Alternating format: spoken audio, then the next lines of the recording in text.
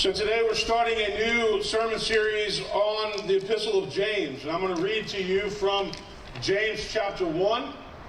And this will be our book for the coming few weeks. So this is James chapter 1, beginning with verse 1.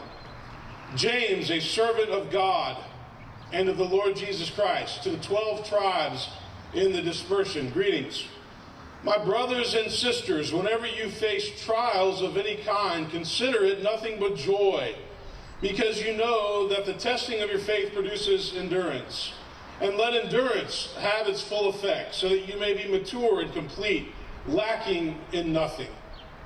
If any of you is lacking in wisdom, ask God, who gives to all generously and ungrudgingly, and it will be given to you. But ask in faith, never doubting. For the one who doubts is like a wave of the sea, driven and tossed by the wind. For the doubter, being double-minded and unstable in every way, must not expect to receive anything from the Lord.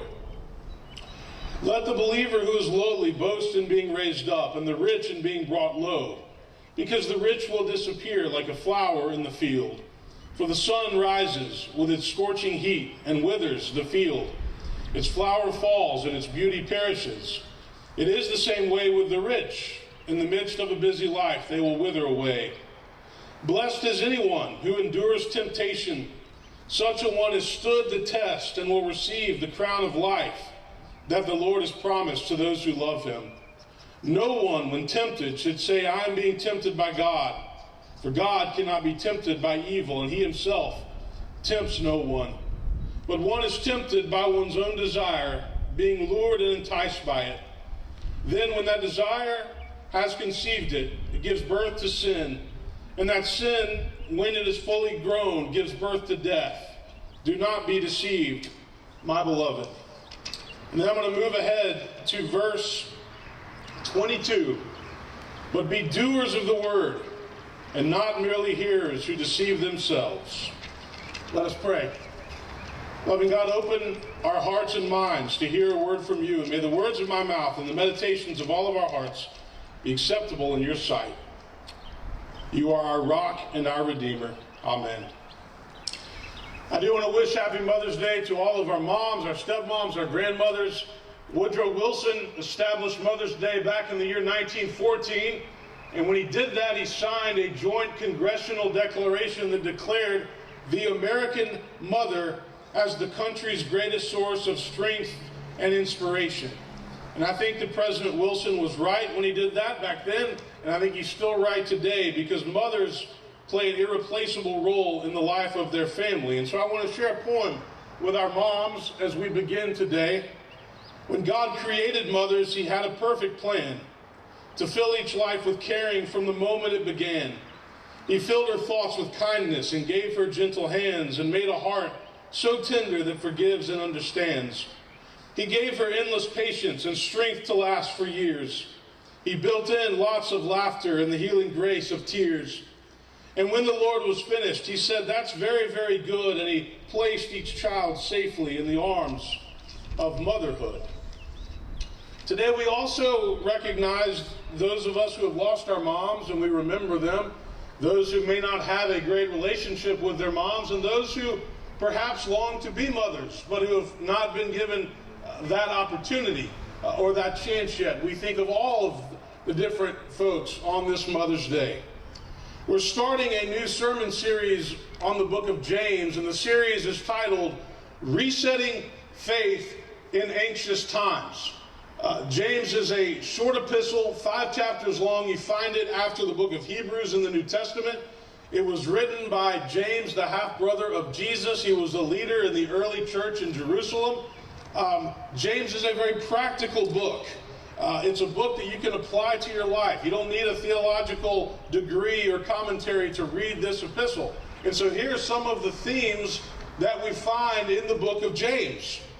Overcoming trials and tribulations. Does that sound familiar? Not treating people differently based on what they have or don't have. Putting our faith into action. Taming the tongue. Watching what we say and how we say it. Not giving in to the ways of the world. living life in the present moment, one day at a time, understanding the root source of conflict in our lives, and anger and where that comes from, and then being patient in suffering. These are some of the themes that we find throughout this epistle and that we're going to address in the coming weeks. Now, not everybody historically has loved the letter of James. Martin Luther once called it the epistle of straw. He didn't think that it was evangelical enough to be in the New Testament canon. Other people thought because it ran contrary to what Paul taught, we are saved by grace through faith, and James talks about faith and action, doing good works. They thought that those two things were not compatible. But the reality is we need both. We need a faith. We need to accept the grace that God gives us, and we need to take our faith and then put that faith into action. James is a moral exhortation of how to actively live the Christian life.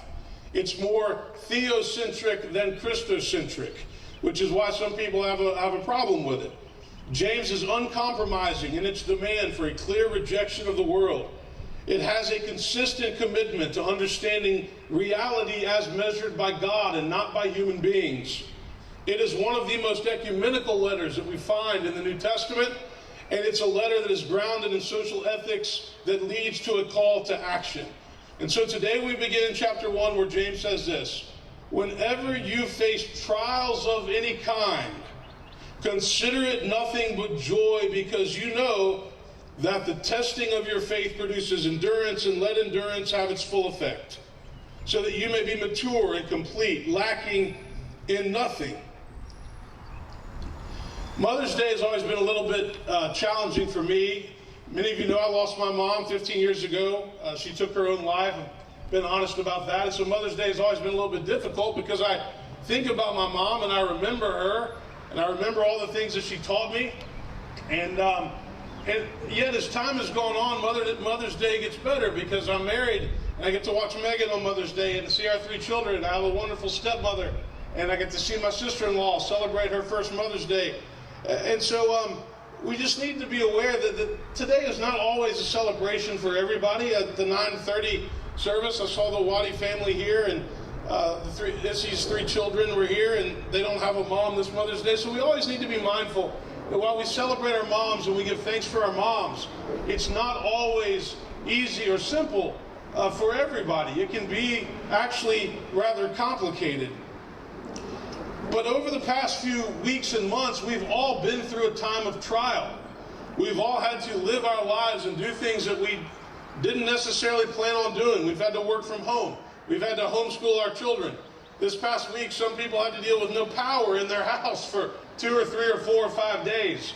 And so a lot of things have changed, and we've had to adapt. We've had to make adjustments, and we've all been through a time of trial. And that's why these verses in James are so important and they resonate with us so well. He says, whenever you face trials of any kind, consider it nothing but joy, because you know that the testing of your faith produces endurance, and let endurance have its full effect, so that you may be mature and complete, lacking in nothing. You know, it's times like this in life when we build endurance. It's times like this in life when we build character, and we will come out of this situation much stronger than we were when we went into it. Rabbi Harold Kushner says this. He says, if you want to feel better about yourself, go find somebody to help. He says that's the Bible's prescription for finding your way out of despair. Go find someone that you can take by the hand and guide to a better place. You will not only help that person, but you will do yourself a huge favor, and you will feel better about yourself. And so you might remember about a month ago, we did a food drive with the Nashville Food Project over at Campbell West. Next Sunday, the 17th, we're going to do another one with Second Harvest, where you can come and drive through the Circle Drive and drop off food, olive oil, non-perishable goods, and these are going to go to Metro Nashville Public School families that are in need of food. From 9 to 3 o'clock, you can come and drop that off, and we'll get that to people who need it. And that is a way for us as a church to continue living out our faith during these challenging times where there are many people who are vulnerable, who have been hit hard, and who are hungry, and who need our help. Secondly, this morning, If we continue in chapter 1, James talks about trials and temptations. He says God does not do the tempting. One is tempted by one's own desires, and that desire gives birth to sin. What are the things in life that tempt us? Well, it varies person to person. Not everybody is tempted by the same thing. We're different. We all have our own struggles, our own vices. And this time of quarantine has actually made temptation even harder for many people. I like what Mahatma Gandhi once said when he identified the 7 blunders of the world. Do you remember what those were? The first was wealth without work. This could be defined as getting something for nothing. Wall Street scandals, Ponzi schemes, shady business deals. Also think about able bodies who are able to work but who choose not to work. Ours is a get-rich-fast culture, and many are not willing to work hard in the process or do the bare minimum. They just do the bare minimum to get by, and they want to reap the rewards. The second blunder of the world, he said, was pleasure without conscience. It's a culture obsessed with sex and sexuality, and more children are now born out of wedlock than ever before, which often leads to many other problems. Many just believe if it feels good, then do it. Worry about the consequences later. Educational problems often originate with the breakdown of the family and the lack of responsible parenting. Teachers can only do so much when they don't have the support of parents at home. The third blunder, knowledge without character. I don't care how smart you are. If you don't have character, then what do you have? There is an abundance of knowledge in our culture, but is there enough wisdom? Knowledge and wisdom are not the same things. There are those who seek, this is Bernard of Clairvaux, there are those who seek knowledge for the sake of knowledge. That is curiosity. There are those who seek knowledge to be known by others. That is vanity. There are those who seek knowledge in order to serve. That is what we call love. Are we growing and loving while we are learning? Are we doing anything productive with the knowledge that we have? Blunder number 4, commerce without morality. How are your employees treated? Are they paid a fair wage, and are they shown respect? Is it possible to succeed in business and to remain ethical and to treat people fairly? I think the answer is yes, and many people have proven that. Jesus said, what good is it for you to gain the whole world but forfeit your soul? There is more to life than chasing the almighty dollar. There is more to life than money and status. And the only people that know that are the people who've chased that and they've achieved that and they've realized that it's still empty and that there's more to life. Blunder 5, science without humanity. The technological advances in the medical world are astounding. It becomes tempting for humans to think that they can play God.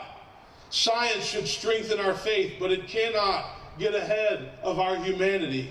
Blunder 6, worship without sacrifice. This is a good one for Christians. As our culture becomes more individualized, and when our own fear increases, sacrificing to help others may seem like a foreign concept. Many choose to worship self. We call this narcissism. New York Times columnist David Brooks says over the past several decades we have built a moral ecology around the big me, around the belief of a golden figure inside. This has led to a rise in narcissism and self-aggrandizement. But Jesus taught, deny self. How does that go over in our culture? And are we listening to what he said? And lastly, Gandhi said the 7th blunder of the world that we often fall victim to is politics without principle, or blind partisanship can be roped into that. What are we willing to stand up for and speak up for? What issues really matter? Do moderates still have a voice in this culture, or have they been drowned out by the extremes on both sides? Governing includes compromise. You have to work together. You have to be willing to give a little bit. Everybody doesn't always get what they want. Gandhi offered this simple prayer. He said, I offer you peace. I offer you love. I offer you friendship. I see your beauty. I hear your need. I feel your feeling. My wisdom flows from the highest source. I salute that source in you, and let us work together for unity and for love. Lastly this morning, James says this in chapter 1. Let everyone be quick to listen, slow to speak, slow to anger. For your anger does not produce God's righteousness. Rid yourselves of all sordidness and rank growth of wickedness, and welcome with meekness the implanted word that has the power to save your souls. Be doers of the word and not merely hearers who deceive themselves. My brother pulled up before the 9:30 service, and I went over to say hi to him, and he looked like something was really bothering him. And I said, "What's wrong?" And he said, "Somebody stole Emily's car out of the driveway last night." And he was very upset about it. And he told everybody at the service because he prayed, so that's why I'm telling you. But when things like that happen in our lives, and a lot of that's been happening around these parts recently, how do we handle our anger? How do we deal with it? See, I think that James talks about anger because Jesus talked about anger all the time. Anger is a real emotion that we all wrestle with. If you're human, you have to wrestle with anger. And there are healthy ways to deal with anger, and there are unhealthy ways to deal with anger.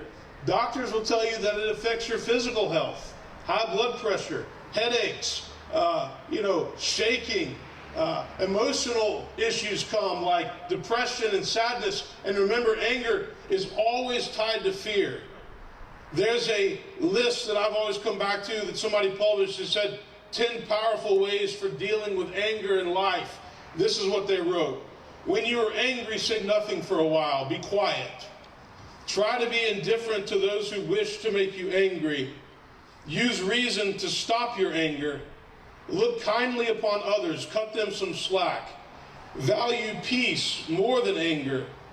Always try to understand that those who are critical, and don't just try to defend yourself. Focus on something different. Breathe deeply, which has been good advice for all of us in recent weeks. Meditate and reflect and pray often. Smile, even when you don't feel like it, because smiles are contagious unless you have a mask on. Then maybe they're not. But smile more, and other people will see you smiling. Henry Nouwen deals with anger and lust in his devotional book called Bread for the Journey. It's a great devotional book. He says, how do we befriend our inner enemies, lust and anger? Listen to what they are saying. They say, I have some unfulfilled needs, and who really loves me? Instead of pushing our lust and anger away as unwelcome guests, we can recognize that our anxious-driven hearts need some healing.